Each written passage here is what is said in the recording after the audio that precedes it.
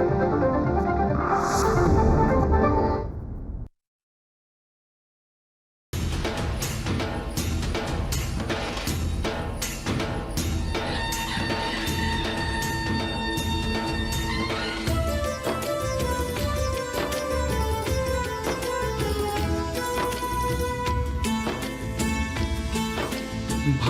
आपुले थोर म्हणून जाहलो मराठी, विश्वाच्या गाभारी गर्जे मराठी. भाग्य आपुले थोर म्हणून जाहलो मराठी, विश्वाच्या गाभारी गर्जे मराठी. गर्जे मराठी, गर्जे मराठी, विश्वाच्या गाभारी गर्जे मराठी. नमस्कार. गरजे मराठी प्रस्तुत विश्वाच्या गाभारी गरजे मराठी या कार्यक्रमामध्ये आपल्या सगळ्यांचं मनापासून स्वागत. मंडळी, आपल्याला माहितीच आहे की या कार्यक्रमामध्ये आपण महाराष्ट्राच्या सीमा ओलांडून जगभरातल्या वेगवेगळ्या खंडांमध्ये आपल्या कार्यकर्तृत्वाचा ठसा उमटवतायत अशा मराठी जनांशी गप्पागोष्टी करत असतो. आज आपल्याकडे अशी एक मराठी व्यक्ती आली आहे.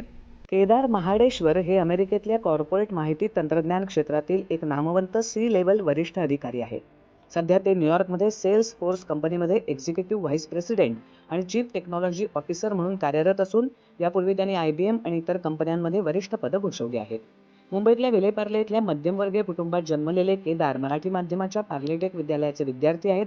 त्यांचा शैक्षणिक प्रवास VJTI, IIM मुंबई आणि अमेरिकेतील जगप्रसिद्ध द बॉर्टन स्कूल अशा नामांकित संस्थांमधून झालाय. ते आणखी एक आवड जपतात सामाजिक बांधिलकी. आपल्या अत्यंत व्यग्र वेळापत्रकातून वर्षाला 120 पेक्षा जास्त विमान प्रवासांच्या धावपळीतून वेळ काढून केदार अमेरिकेतल्या भारतीय कुटुंबातल्या विद्यार्थ्यांना उच्च शिक्षणासाठी विनामूल्य मार्गदर्शन करतात. त्यांच्या या अतुलनीय योगदानासाठी त्यांना 2023 मध्ये IIM मुंबईचा प्रतिष्ठित डिस्टिंग्विश्ड ॲल्युमनी अवॉर्ड देऊन गौरवण्यात आलंय. सेवेची ही वृत्ती त्यांना त्यांच्या वडिलांकडून मिळाली आहे. मराठमोळ्या मध्यमवर्गीय कुटुंबात वाढून पुढे अमेरिकन कंपनीत हजारो सॉफ्टवेअर इंजिनियर्सचं नेतृत्व करताना आपले पाय जमिनीवर ठेवून समाजातल्या पुढच्या पिढीला सतत मदत आणि मार्गदर्शन करणाऱ्या केदार यांचा प्रवास आता आपण जाणून घेऊया. नमस्कार सर, आपलं कार्यक्रमामध्ये स्वागत. सर, आता एवढी सगळी इंट्रोडक्शन मी दिल्यानंतर तुम्ही आता काय करताय याची नक्कीच लोकांना उत्सुकता असेल, कारण तुमचं इतकं ब्रिलियंट सगळं अकॅडमिक्सचं शिक्षण म्हणजे तुमचं झालेलं आहे.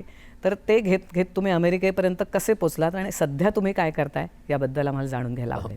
पहिलं म्हणजे हे सगळं ऐकल्यानंतर माझ्यावर खूप मोठं ओझं आल्यासारखं झालेलं आहे की एवढं काही मी काय फार काम केलं असं मला वाटत तरी नाही. पण सर्वप्रथम म्हणजे तुमच्या सर्वांचे खूप आभार. आणि मी स्वतः सांगायचं झालं तर सगळ्यात महत्त्वाचं मला असं वाटतं की माझ्या सगळ्या वाटचालीत पहिलं श्रेय मी देईन तर माझ्या जन्मभूमीचं, म्हणजे नुसतंच भारत आणि मुंबई नाही तर त्याही पेक्षा मी म्हणेन की पार्ल्याचं, विलेपार्ले. तर तिथे माझा जन्म झाला आणि पार्ला आणि विलेपार्ल्यातली आमची पार्ले टिळक विद्यालय शाळा आणि ह्या म्हणजे प्रत्येकाच्या आपली जन्मभूमी आणि शाळा हे प्रत्येकाची एक छान स्वतःची गोष्ट असते.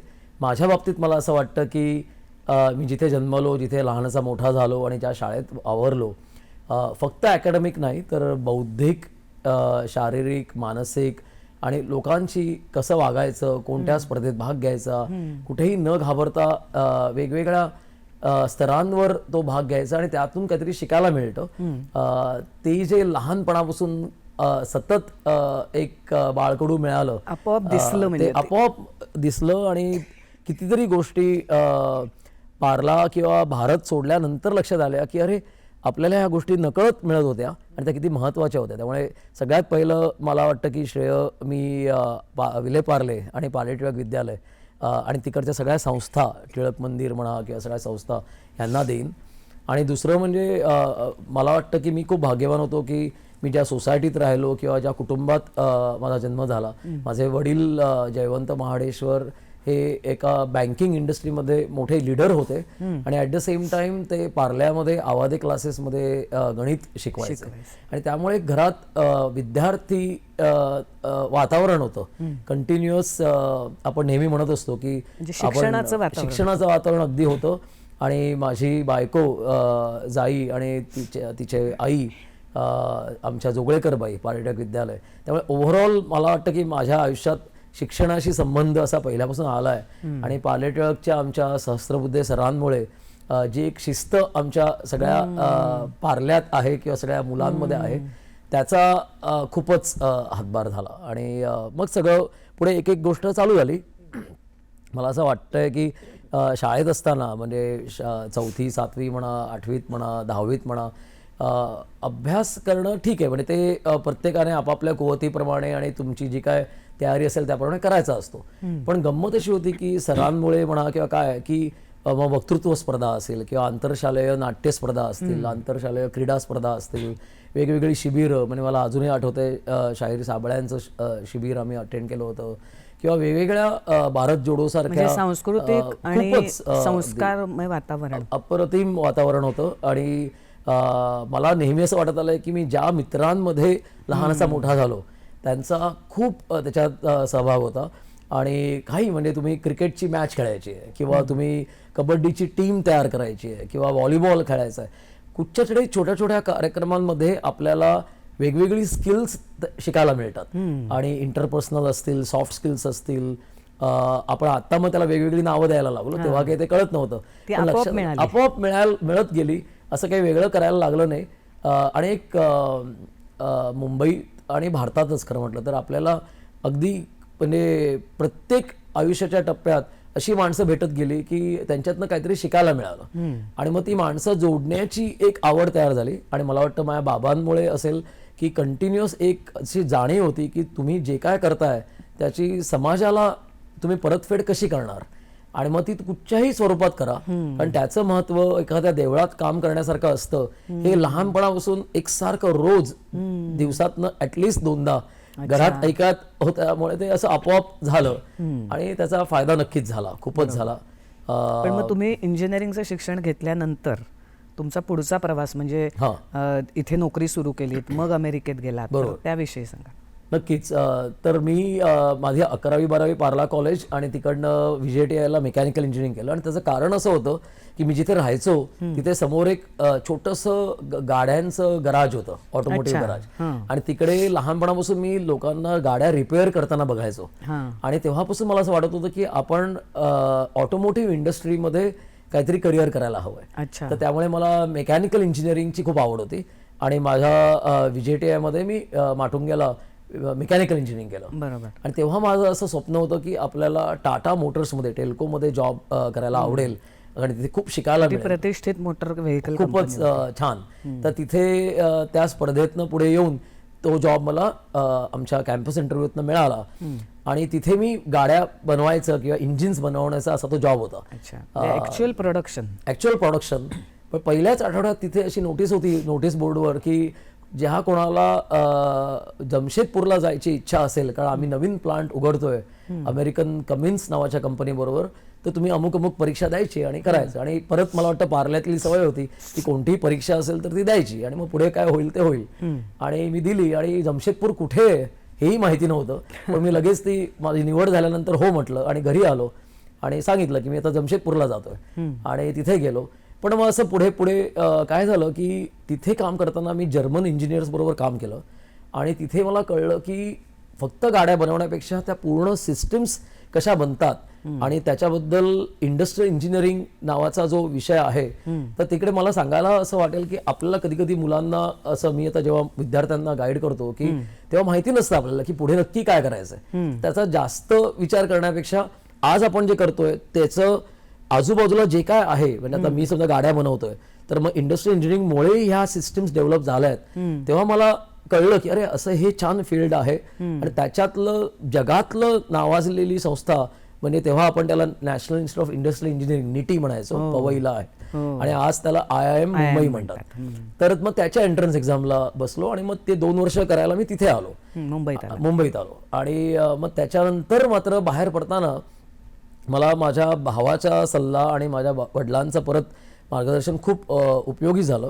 कारण मी बाहेर पडताना माझ्याकडे 4 जॉब्स होते कॅम्पस इंटरव्ह्यू आणि सगळ्यात कमी पगाराचा जो जॉब होता तो मी घेतला.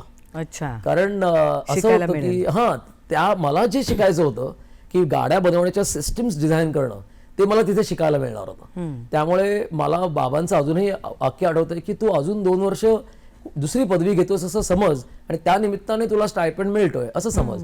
तुला शिकणं, आपण नेहमी म्हणतो की सरस्वती आली की महालक्ष्मी ची पूजा आपोआप होते. तर ते कुठेतरी झालं आणि मग मी तसा त्याच्यातनं कुपर्स अँड लायब्रन आणि प्राइस वॉटरहाऊस कुपर्स आणि मग पुढे त्याची IBM झाली आणि त्यांच्याच थ्रू मी नोकरीसाठी अमेरिकेला गेलो. अमेरिकेत गेला. पण मग अमेरिकेत गेल्यावर सुद्धा मी जसं इंट्रोडक्शन मध्ये म्हटलं की अगदी Japan, Australia, Africa, India, Europe सगळीकडे तुम्ही कामानिमित्त फिरतात. मग ते नेमकं काम काय? तर काय झालं की मला आवड होती मेकॅनिकल इंजिनिअरिंग आणि इंडस्ट्री इंजिनिअरिंगमुळे की सगळ्या मॅन्युफॅक्चरिंग फॅसिलिटीज बघायच्या. की मग तुम्ही अगदी डेअरी फार्म असेल, फार्मास्युटिकल इंडस्ट्री असेल, मग मी Brazil, Mexico, Japan, Germany, UK, Switzerland भरपूर देशांमध्ये IBMच्या तर्फे मी IBM मध्ये काम करत होतो.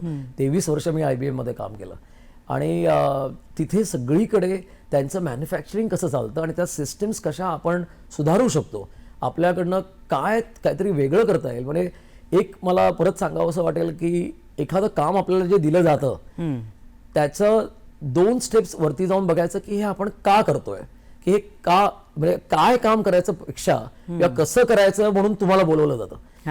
कस्टमर तुम्हाला सांगतो की आम्हाला अमुक अमुक काम करून हवंय आणि तुम्हाला का बोलवतात की तुम्ही कॅमेरामन आहात, तुम्ही बोलर आहात, तुम्ही लॉयर आहात, तुम्ही डॉक्टर आहात, तुम्ही काहीतरी स्पेशलायझेशन आहे तुमचं.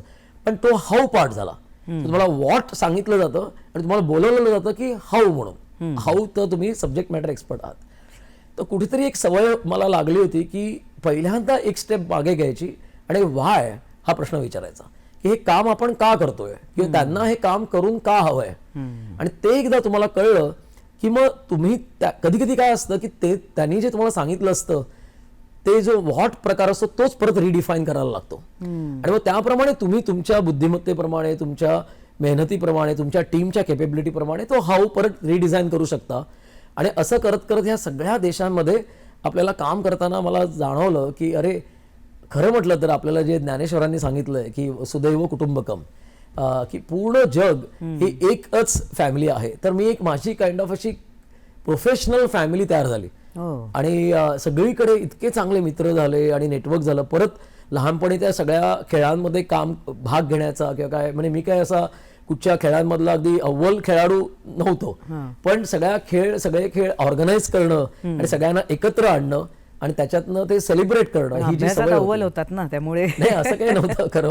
पण त्यामुळे मला, म्हणजे इव्हन मी विजेटेला असताना आमचा व्हॉलीबॉल टीममध्ये होतो आणि फुटबॉल सेक्रेटरी होतो किंवा ह्या सगळ्या गोष्टींचा आपल्याला नंतर नक्की फायदा होतो, कुठे ना कुठे फायदा. आणि त्यामुळे त्या सगळ्या देशांमध्ये मग हळूहळू जशी माझी जबाबदारी वाढत गेली तेव्हा मला लक्षात आलं की आता जर IBMचा बिझनेस सांभाळायचा असेल किंवा कोणत्याही कंपनीचा बिझनेस सांभाळायचा असेल तर फक्त इंजिनिअरिंग नॉलेजपेक्षा कुठेतरी बॅलन्स शीट किंवा फायनान्शियल नॉलेजची गरज आहे. आणि मग परत मग नेटाने अभ्यास करून जगात आपण कुठेतरी अगदी म्हणजे अव्वल नंबरच्या संस्थेत जाऊन फायनान्स बद्दल नॉलेज घ्यायचं असं मी ठरवलं. तेव्हा सुद्धा माझ्या डोक्यात अशा गोष्टी चालल्या होत्या की आपण PhD करायची आहे माझ्याच फील्डमध्ये, ऑपरेशन्स रिसर्चमध्ये, का MBA फायनान्स वगैरे असं करायचंय. तर मला परत मी आता बाबांना फोन केला आणि माझे वडील स्वतःच त्यांचं शिक्षण फक्त 11वी पर्यंत झालेलं होतं, पण ते एक चांगले गणिताचे शिक्षक होते आणि त्यांच्या परिस्थितीमुळे ते पुढे कॉलेजमध्ये गेले नसले तरी त्यांची जी अचूक रिडिंग होतं त्यांच्या पुढच्याही सिच्युएशनचं ते मला खूप, त्यांनी मला एकाच वाक्यात सांगितलं की केदार, तुला शिकायचं दोन्ही आणि तू एक चांगला विद्यार्थी आहेस तर तू शिकू शकशील दोन्ही, पण तू जे शिकशील त्याचा तुझ्या कंपनीला किंवा तुझ्या कस्टमर्सना कोणत्या शिक्षणाचा जास्त फायदा होईल आता ह्याचा विचार कर. म्हणजे हा आउटलुक पूर्ण वेगळा होता की तुझ्या करिअरला काय कर हे त्यांनी मला सांगितलं नाही, तुझ्या कस्टमर्सना किंवा तुझ्या कंपनीला काय फायदा होईल ह्याचा विचार कर. मग मी विचार केला की हा, म्हणजे आता मी MBA करणं महत्वाचं आहे, कधीतरी पुढे आयुष्यात PhD पण करता येईल. म्हणून मग मी वॉल्टन स्कूल ऑफ मॅनेजमेंट नावाचं जगात पहिला किंवा दुसऱ्या नंबरवर त्याचा MBA स्कूल आहे, तर तिथे फिलाडेल्फिया युनिव्हर्सिटी ऑफ पेन्सिल्व्हेनियामध्ये MBA केलं. आणि ते करताना म्हणजे परत वेगळं फील्ड, पूर्णपणे इंजिनिअरिंग आणि नंतर फायनान्स वेगळं फील्ड. पण त्यामुळे मला IBMच्या कन्सल्टिंगचा अमेरिकेतला एक पंचमांश बॅलन्स शीट माझ्याकडे म्हणजे बिझनेस माझ्याकडे आला आणि मी पूर्णपणे तो त्याची जबाबदारी घेऊ शकलो. आणि त्याच्यात म्हणजे त्या 2 वर्षात मला खरंच सांगावं असं वाटतं की कारण हे टीमवर्क असतं. जसं लहानपणी आई वडील मदत करतात तसं पुढे तुमची बायको आणि मुलं आणि भाऊ बहीण की जे काय तुम्ही ज्यांच्याबरोबर राहता त्यांची खूप मदत होते आणि मित्रमैत्रिणी सुद्धा. तर त्यामुळे मला कारण माझं ते शिक्षण चालू असताना मी जॉब पण करत होतो आणि माझा जॉब होता ब्राझीलमध्ये किंवा जपानमध्ये. तर मी दर शुक्रवारी विमान पकडून तिकडे जायचो आणि त्या 8 तासाच्या विमानात भरपूर अभ्यास करायचा.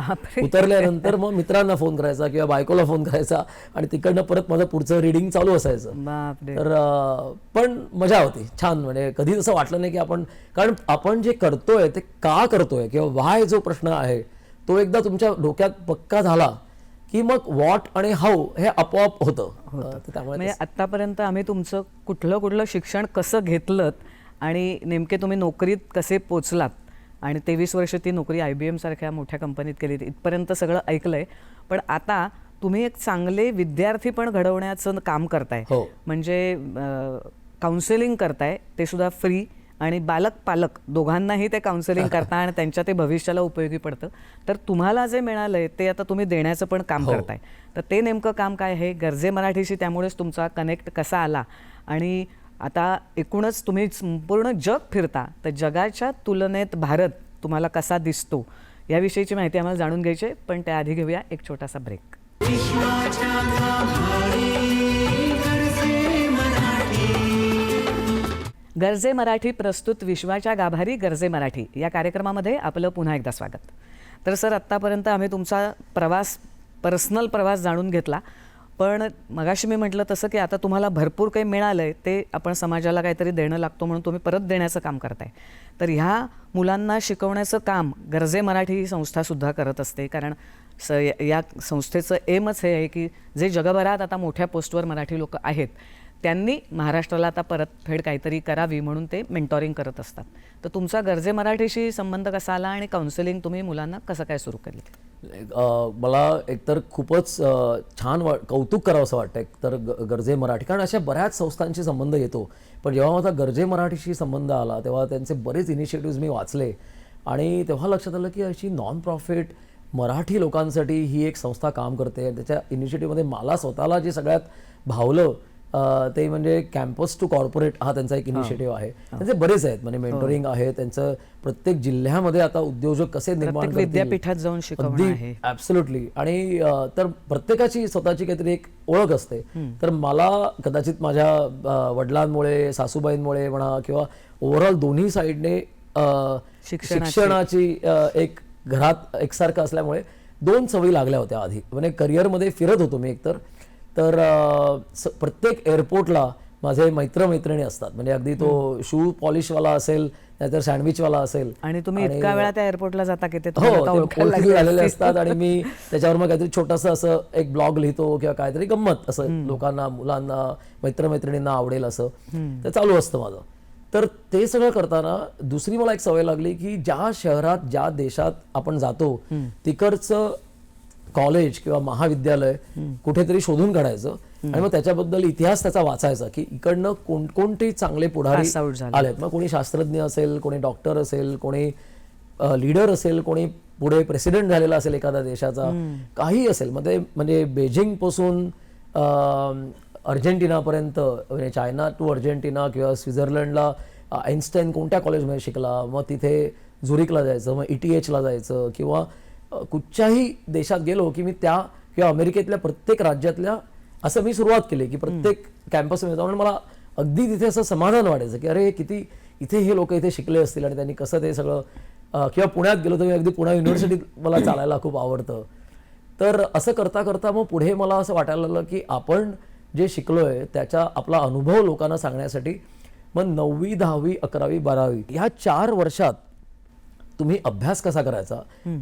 म्हणजे अमेरिकेतली मुलं किंवा इकडनं महाराष्ट्रातनं किंवा भारतातनं जे पालक तिथे काम करायला आलेत त्यांची मुलं तिथे एक वेगळं मला असं एक जाणवलं की ज्यांच्या पालकांनी भारतात शिक्षण केलंय ते कुठेतरी त्यांना आता ही समस्या निर्माण झाली की पण अमेरिकेतली शिक्षण पद्धती पूर्ण वेगळी आहे. तर मग आम्ही आमच्या मुलांना कसं काय गाईड करू, कसं काय त्यांनी तयारी करू. आणि हे लक्षात आल्यानंतर मग मी त्या पद्धतीचा भरपूर अभ्यास केला, कारण मी स्वतः एक डिग्री तिथे केल्यामुळे मला थोडाफार अंदाज होता.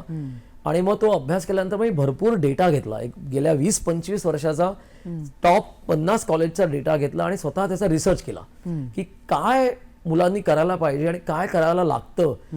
कारण बुद्धिमत्ता ही माझ्या मते एक 1/3 असतं ऑफ द इक्वेशन, आणि पूर्णपणे ती संतुलित असं त्यांचं बॅलन्स्ड इक्वेशन असतं. मेहनत पूर्णपणे अगदी मेहनत जास्त महत्वाची असते. आणि कित्येक मला असा रिसर्च करायला मिळाला की त्याच्यामुळे सरळ सरळ कळत होतं की अरे बुद्धिमत्ता ही अगदी थोडासा भाग आहे त्याच्यातला, आणि मेहनत, आणि सगळ्यात महत्वाचं म्हणजे आपण त्याला तिथे अमेरिकेत स्टेटमेंट ऑफ पर्पज म्हणतो. म्हणजे त्याचं नावच ते आहे की तुम्ही लिहायचं असतं की तुम्हाला का करायचं आहे, काय या शाखेत जायचं, का जायचं या शाखेत, म्हणजे तुम्हाला ह्या शाखेत जाऊन ह्या जगाला काय परत द्यायचंय हे तुम्ही जर नीट आर्टिक्युलेट करू शकाल, नीट लिहू शकाल. म्हणजे एखादा शेतकरी बॅकग्राऊंड असेल किंवा एखाद्या मुलाला झाडांची आवड असेल, तर मग तुम्ही उगाच जाऊन तिथे काहीतरी मी कम्प्युटर सायन्स बद्दल स्टोरी लिहिली तर ती तुम्ही किती पहिले आला असेल तरी ती ऍडमिशन मिळत नाही. तर ते बरोबर ती स्टोरी कशी करायची, मग याच्यावर मग बरंच काम करायला लागलो. आणि मग असं करत करत आता गेली एक 8-10 वर्ष मी हे काम करतोय. मग तेव्हा गरजे मराठी सारख्या संस्थांचा खूपच मला म्हणजे जवळीक संस्थेच्या मार्फत कनेक्ट व्हायला त्यामुळे, कारण त्यांच्या थ्रू म्हणा किंवा बाकीच्या पण काही संस्था आहेत त्यांच्या थ्रू असे वेगवेगळे कार्यक्रम करणं. आणि मला असं आवर्जून सांगावं असं वाटतं की आपल्या महाराष्ट्रातल्या प्रत्येक जिल्ह्यातल्या प्रत्येक मुलाने नेहमी लक्षात ठेवावं की आपण, कारण उलटं होऊ शकतं की अरे इतकी स्पर्धा आहे आणि मी कुठे ह्याच्यात तरू शकणार, कारण सगळेच जण काय आइन्स्टाईन होऊ शकत नाहीत. तसं न घाबरता ह्या सगळ्या प्रश्नांचं खरा उत्तर जे असतं ते तुमच्या आत असतं. सो लुक इनसाइड आपण जे म्हणतो की आत तुम्ही बघायचं की ह्याच्यातनं आपल्याला कुठेही तुम्ही असा, म्हणजे विद्यार्थी असा किंवा करिअरमध्ये असाल, जेव्हा कधी तुम्हाला वाटतं की मला करिअरमध्ये पण मला बरेच जण असं विचारतात की अमुक अमुक कंपनीमध्ये मला असं प्रोजेक्ट मिळत नाहीये किंवा मॅनेजरकडनं काहीतरी असं आहे तसं आहे, जेव्हा कुठे काही गणित जुळत नसतं तेव्हा स्पून फिडिंग किंवा बाहेरून कोणीतरी मला प्रमोशन देणं किंवा बाहेर असं ते करण्यापेक्षा तुम्ही आत बघायचं की मला जर मोठं व्हायचंय तर मग तुम्ही एंटरप्रेन्योरशिप तुमच्या कंपनीत, तुमच्या नोकरीत पण असते, तुम्हीच तयार करायचा असतो बिझनेस आणि तुम्ही तो लीड करायचा असतो. आणि हे कसं होणार की तुम्ही कस्टमर्सकडे किंवा ज्यांना तुम्ही सर्व्ह करताय त्यांचा अभ्यास नीट करायचा आणि त्यांना काय हवंय. मी मेकॅनिकल शिकलोय म्हणून मी मेकॅनिकलचंच काम करेन, बाकी जे लागेल ते मी करू शकणार नाही असं म्हटलं तर मग कस्टमरला तो फायदा नसतो. पूर्णपणे त्यांना जे हवंय ते जर तुम्ही शिकू शकलात तर मग ते काही असेल, मग तुम्ही आपल्याला माहिती असतं की आपण तुम्ही सुद्धा स्वतः मेकॅनिकल करून नंतर IT मध्ये इंडस्ट्रियल इंजिनिअरिंग, IT आणि मग फायनान्स असं करून शेवटी आज आता आर्टिफिशियल इंटेलिजन्सच्या सगळ्या युगामध्ये आर्टिफिशियल इंटेलिजन्स मध्ये काय लागतं तर तुम्हाला सगळ्यात महत्वाचं म्हणजे गणितावर आधारित जे स्टॅटिस्टिक्स आहे. सो अप्लाइड स्टॅटिस्टिक्सचं भरपूर नॉलेज लागतं. ऑफकोर्स कम्प्युटेशनल सायन्सेस, कोडिंग लागतंच, पण ते वापरून त्याच्या प्रकारे त्याचा जो इन्फ्रास्ट्रक्चर आहे ते एकदा तयार झालं की तुम्ही कोणता प्रॉब्लेम सॉल्व्ह करताय, बिझनेसला काय करताय, तुम्ही सॉल्व्ह काय करू शकणार.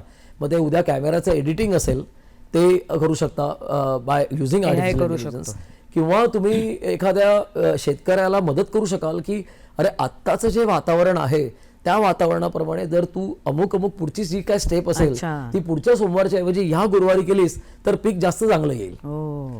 हा तुम्ही ज्या विषयात मोठे व्हायचं असेल त्यात होऊ शकता, पण तुम्हाला कॉन्स्टंटली तुमचे डोळे उघडे ठेवायचे असतात आणि सतत शिकत राहायचं असतं आणि त्याच्यातच मजा आहे. बरोबर. म्हणजे हे तुम्ही आता तुम्ही मुलांना का शिकवायला सुरुवात केली त्याबद्दल सांगितलं, पण आता मी म्हटलं तसं आता तुम्ही सगळ्याच क्षेत्रात म्हणजे मेकॅनिकल म्हणजे ॲक्च्युअल प्रोडक्शन, त्यानंतर IT, कारण ते तेव्हा बूममध्ये होतं, आणि आता कुठल्याही क्षेत्राला ITची गरज असतेच, कुठलंही क्षेत्र घेतलं तरी, तर ते मग फायनान्स, अशा सगळ्याच क्षेत्रामध्ये शिक्षण घेऊन काम पण केलेत.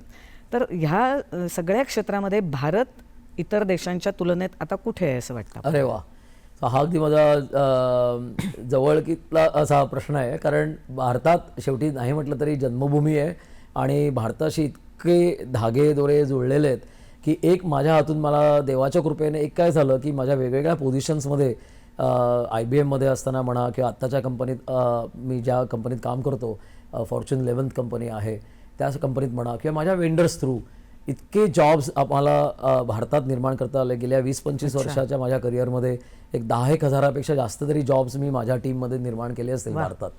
आणि ते एक कृतकृत्य झाल्यासारखं वाटतं की आपण काहीतरी असं देवळात आपण कशी सेवा करतो तसं भारत एक देशाची काहीतरी हा सेवा म्हणजे केली. देऊळच आहे माझ्यासाठी ते. आणि ते पण तुम्ही विचारलं त्याप्रमाणे की काय म्हणजे भारत कुठे आहे, खरं सांगायचं झालं तर बऱ्याच सर्वांगीण विचार केला ना तर अगदी योग्य मला असं वाटतं की योग्य दिशेला आपण आहोत. आणि योग्य टिपिंग पॉईंट म्हणतो आपण, माल्कम ग्लॅडवेलने एका पुस्तकात त्याला टिपिंग पॉईंट म्हटलेलं आहे, तसा आहे आता. म्हणजे मी काही याच्यात सामाजिक राजकारणावर काही न बोलता असं म्हणतोय की साध्या गोष्टी आहेत. म्हणजे आपल्या अगदी भाजीवाल्याला सुद्धा मी जर भेटलो तरी तो जे काय छोटंसं गणित अगदी पटकन करू शकतो. आणि पेटीएम वर पैसे घेतो हल्ली. आणि हल्ली आपण हे जे चहावाला सुद्धा घेतो. चहावाला पण देतो. आणि सगळंच म्हणजे साध्या आता मी वेगवेगळ्या हॉटेलमध्ये जातो किंवा अगदी रेल्वे स्टेशन मधली इडली विकणाऱ्याला माणसाला बघितलं किंवा लीला कॅम्पेन्स्की मधला इडलीवाला बघितला तर त्या सगळ्यांचं जे मॅथमॅटिकल थिंकिंग असतं किंवा स्टेम ओरिएंटेड असतं, इतकं यंग पॉप्युलेशन भारतात इतकं आहे. म्हणूनच मी तुम्हाला विचारलं की ह्या तरुणांना ह्या सगळ्या क्षेत्रामध्ये भारतामध्ये किती संधी आहेत किंवा त्यांना बाहेर सुद्धा किती स्कोप आहे. खूपच स्कोप आहे. तुलना केली फक्त त्याच्यात स्कोप असला तरी 2-3 गोष्टी मी सांगेन की पहिलं म्हणजे आपण जेव्हा एखादी चालू करतो गोष्ट, एखादं करिअर म्हणा किंवा एखादा प्रोजेक्ट म्हणा किंवा काय, थोडासा त्याला वेळ लागतो त्याचे रिटर्न्स यायला. त्यामुळे पेशन्स असणं खूप महत्वाचं आहे, specially when you are young. की असं पटकन कोणी सचिन तेंडुलकर बनायला एक 15 वर्षाची तपश्चर्या असते ती. तर ती फक्त काय असतं की आपण का करतोय हे जर तुम्हाला डोक्यात व्यवस्थित माहिती असेल तर मग तुम्ही कधीच त्याच्याबद्दल असं वाईट वाटत नाही की अरे मी हे उगाच चालू केलं. त्यामुळे तो पेशन्स असणं खूप महत्वाचं आहे. दुसरं म्हणजे कधी कधी मला असंही जाणवतं की काही खूप मेहनती मुलं असतात पण ती त्याचं मार्केटिंग किंवा प्रॉडक्ट पॅकेजिंग महत्वाचं असतं. ह्याच्यात आपण कधी कधी आपल्या संस्कृतीत असं म्हणतो की हां नाही ते इतकं महत्वाचं नाही. तसं नाही आहे, तेही तितकंच महत्वाचं आहे. त्यामुळे तुम्ही एखादा वक्ता असाल किंवा तुम्ही एखादं मॅन्युफॅक्चरिंग करत असाल किंवा तुम्ही वडापाव करत असाल, काहीही करत असलात तरी त्याचं मार्केटिंग आणि त्याचं पॅकेजिंग, त्यामुळे तुम्ही जेव्हा ॲडमिशन घेता तेव्हा त्याला सुद्धा एक मार्केटिंगच असतं. तुमची स्टोरी ती तशी व्हायला लागते. त्यामुळे दुसरं मी असं म्हणणं आहे की आपण लहानपणापासून, पालकांनीच लहानपणापासून मुलांना बौद्धिक, शारीरिक आणि मानसिक अशी प्रगती कशी होईल आणि त्या सगळ्यामध्ये मग पुढे जेव्हा करिअर चालू होतं तेव्हा मी त्याला आणि जोड देईन की आध्यात्मिक.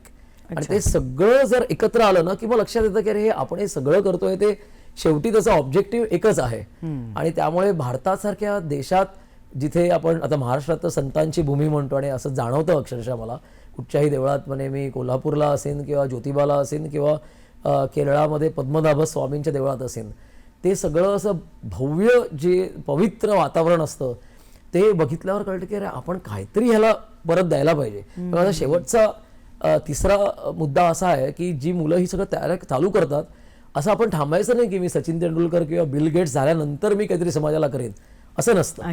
तुम्ही अगदी पहिल्या महिन्यापासून काहीतरी करू शकता, कारण तुम्हाला प्रत्येकाला काही जे असतं त्याची काहीतरी परतफेड देता येते आणि ती करताना तुम्हाला जे समाधान मिळतं त्यामुळे मेंटल स्ट्रेस कमी होतो.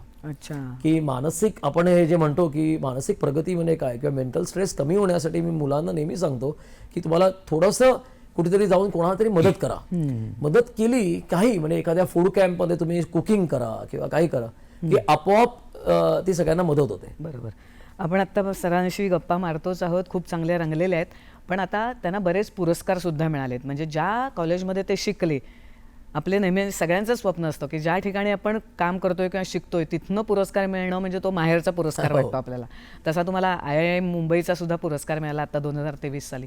तर नेमके हे पुरस्कार कशाबद्दल मिळाले आणि अर्थातच बोलता बोलता आपल्या मराठी तरुणांना सल्ला की त्यांनी त्यांच्या आयुष्यात काय करायला हवं एक उद्योजक बनण्यासाठी सुद्धा, त्याविषयीची माहिती घेऊया. पण त्याआधी घेऊया एक छोटासा ब्रेक. विश्वाच्या गाभारी गरजे मराठी. गरजे मराठी प्रस्तुत विश्वाच्या गाभारी गरजे मराठी या कार्यक्रमामध्ये आपलं पुन्हा एकदा स्वागत. तर सर, आत्तापर्यंत आम्ही तुमच्या करिअरबद्दल आणि एकंदरीतच एक जागतिक तुलनात्मक असा थोडंसं तुमचे विचार ऐकले. या सगळ्या कामासाठी तुम्ही इतक्या वेगवेगळ्या क्षेत्रात काम करताय, एका मोठ्या कंपनीचे उच्चपदस्थ अधिकारी आहात, करोडो रुपयांची ज्यांची उलाढाल असते त्या, तर एवढा सगळा अनुभव घेतल्यानंतर जगातला पुरस्कार मिळणार नाही तसं होणारच नाही. तर तुम्हाला बरेच पुरस्कार मिळालेत, अमेरिकेतही मिळालेत, आपली भारतातलंही मिळालेले आहेत तुमचं काम बघून. तर त्या पुरस्कारांविषयी आपण बोलूया की ते पुरस्कार तुम्हाला नेमके कशासाठी मिळाले आणि त्यावेळी तुमची भावना काय होती हे सगळे पुरस्कार मिळाले? नाही, खरं म्हटलं तर पुरस्कार मिळताना नेहमी असं वाटतं की अरे आपण एवढे आपली लायकी आहे का, हे वर्थ आहोत का. पण सगळ्यात तुम्ही म्हटल्याप्रमाणे आपल्या स्वतःच्या एस्पेशली भारतातल्या शाळेने दिलेला पुरस्कार हा नेहमीच म्हणजे तुम्ही म्हटल्याप्रमाणे बाहेरचा पुरस्कार असतो. त्यामुळे IIM मुंबई तर्फे मला 2023 डिस्टिंग्विश अलमनाय अवॉर्ड मिळाला होता. आणि तो पुरस्कार बेसिकली असा असतो की कोणीतरी एक तुम्हाला नॉमिनेट करायला लागतं आणि मग तो एका कमिटीने अप्रूव्ह होतो आणि त्याच्यासाठी तुमचं करिअर सक्सेस बघितला जातो. आणि करिअर सक्सेस फक्त तुमच्या प्रमोशन्स आणि तुमचं करिअर ग्रोथ किती पैसा कमावलाय हे न बघता. हा, नाही, अजिबातच नाही. जास्त करून तुम्ही किती गिव्ह बॅक केलेलं आहे आणि तुम्ही पुढच्या पिढीला कसं तयार करताय ह्याच्याकडे खूप हे असतो. आणि ऑल्सो ॲज अ कंपनी मला असं वाटतं की तुम्ही जी व्हॅल्यू ऍड करता तुमच्यामुळे, तुमच्या टीममुळे ह्या सगळ्या समाजात किंवा जगाला काय फायदा होतोय आणि त्याचं किती महत्व आहे हे बघितलं जातं. त्यामुळे तो पुरस्कार नेहमीच मला जास्त जवळचा आणि वाटतो. मानाचा होता. हा, तो नक्कीच जास्त अभिमानाचा होता. तर त्यामुळे त्याच्यातनं मला असं लोकांना सांगायला आवडेल की ह्या सगळ्या पुरस्कार वगैरे ह्या शाबासकी आणि पाठ थोपटणं असतं, तिची लहानपणापासून आपल्याला सवय झालेली असते आणि त्याची अपेक्षा न करता आपलं काम चालू ठेवत राहणं हेच सगळ्यात महत्वाचं आहे. बरोबर.